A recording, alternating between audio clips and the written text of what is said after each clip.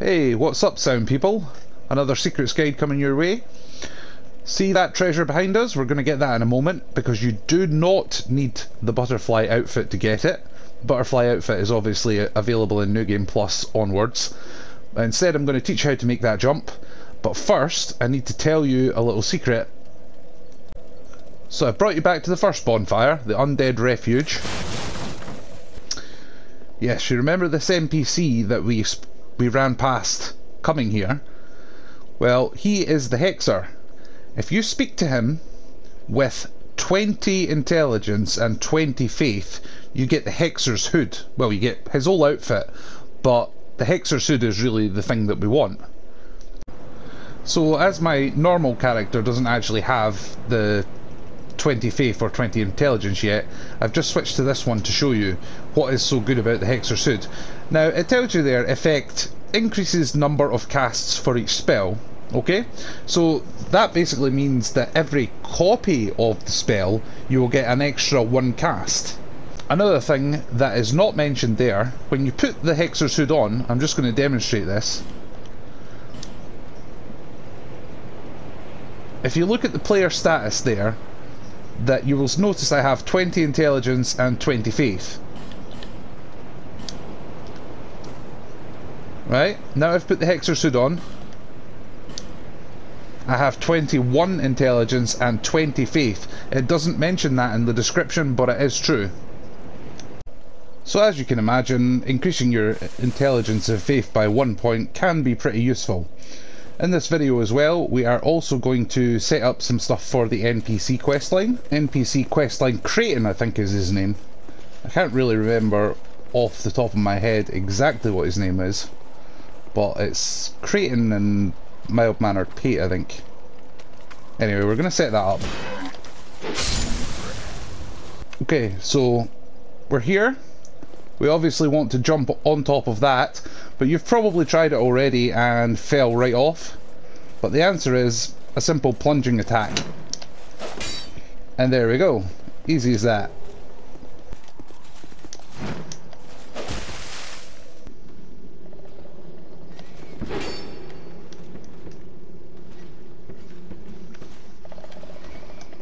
So if you go on top of this mushroom, you get a nice sniping point for the basilisk.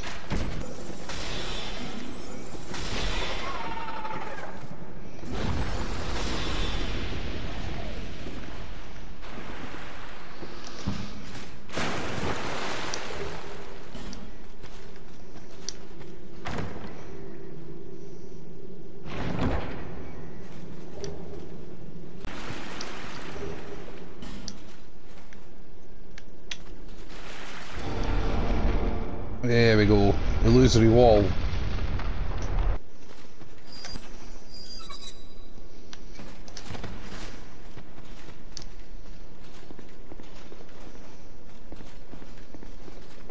And we got another illusory wall here. Now, probably you will remember that I told you that having a flame butterfly would come in handy later on, and this is exactly the point I was talking to you about. Reason being, there's a pit down that way. You could easily fall in, so it is quite useful to light this up. It also helps you notice this ladder here, once you can see a little better.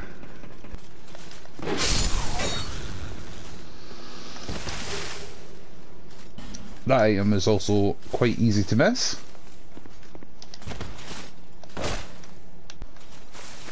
Okay, so I'm just going to point out something from this bridge here. If you walk up here, then you'll notice there's a completely different area. Now, that area takes you all the way up across that bridge and onto the optional boss fight, the chariot boss fight. And a bit like the old Dragon Slayer,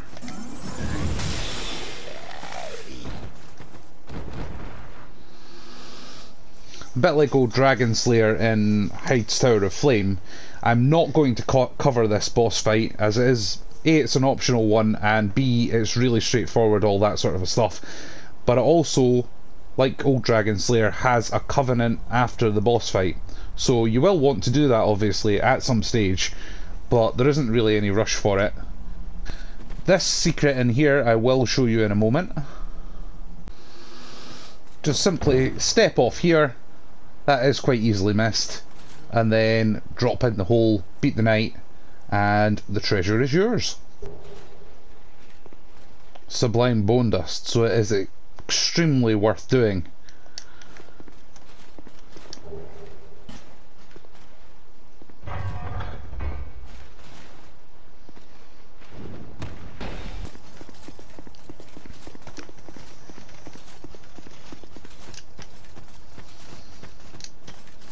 Oh, now that you made it to this area here, you're probably wondering where the hell the key is.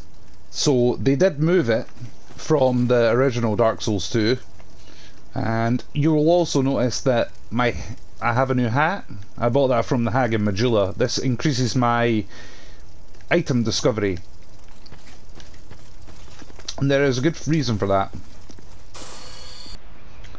So in this little cave here is originally where the key used to be, but instead it's up where we get invaded. It's actually behind us, to be honest. But that invasion is the reason why I bought this new hat. I'm hoping if you have a copper coin or anything like that that increases luck, now would be the time to use it. See, up this slip road here, we get invaded by the warlock. And the warlock can actually drop the helmet, and man, that is a good helmet to have. I don't think we're going to get it this time, but it's worth trying to get it anyway.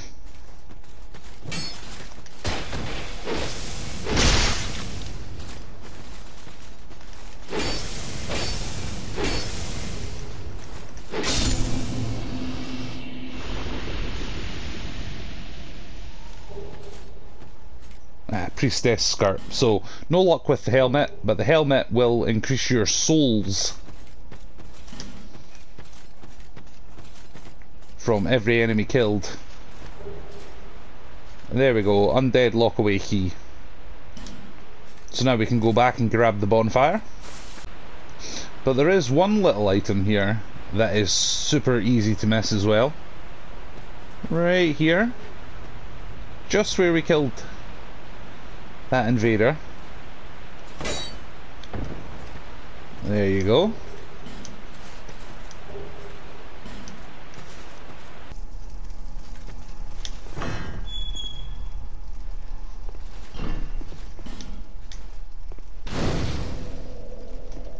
Now you should notice the NPC here. So after you talk to him enough times, he lets you learn a gesture. Whee! So the rest of the level is pretty straightforward. The boss fight is there, but I'm just going to point out that the cave is over this way. But don't forget your Estus flask shard where Creighton the Wanderer is, so you definitely do want to come through these caves. Killing the Necromancer is worth doing because it'll stop the skeletons respawning at you.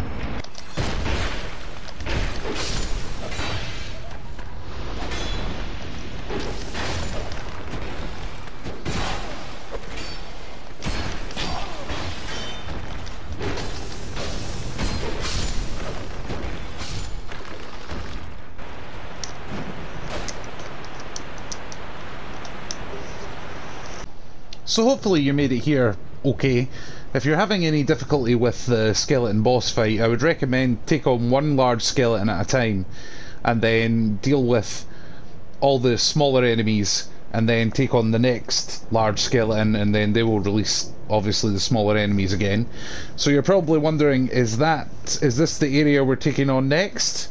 Well, actually no. A little sidestep first. So I've brought you back here to the forked road in the Shaded Woods. Why? Because Creighton is fresh in my mind, and I just want to bring up the fact that he will be here after Harvest Valley, so we can talk to him and get his questline going. And I'm just about to hop down that way because I'm a bit stronger now and grab an axe. This little invisible fucker here is a little taste of things to come.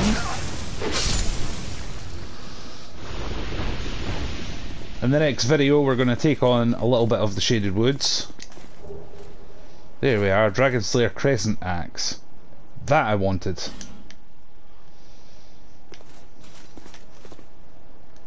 So what was the reason that I wanted that axe? Well, it uses Twinkle and Titanite, and I have the stats to actually use it. So I'm planning ahead a little bit. In about probably around 3 videos time, we're going to take on the area after the Shaded Woods, and basically that level is quite good for strength builds, but not really that good of a level for my particular build, so that axe might be quite useful for me, I think. So yeah, we're going to head into the Shaded Woods in the next video, just literally to grab the Chloranthy +1 ring, meet another NPC, and then make it to the next again bonfire, and then take on probably Harvest Valley straight after that. We won't actually continue on that pathway, we'll only make it to the first bonfire. I've got my reasons for that. But off camera, either before or after the Shaded Woods, I'm probably going to take on the Chariot Boss and Old Dragon Slayer, just for the extra souls and all that sort of stuff. But like I will have said about 100 times before the end of this series, is that's the beauty of Dark Souls 2, we can go whichever way we want. We could even head down the well if we wanted to, or I know I haven't been back to the Lost Bastille, but I kinda want to do that after the next maybe 4 areas.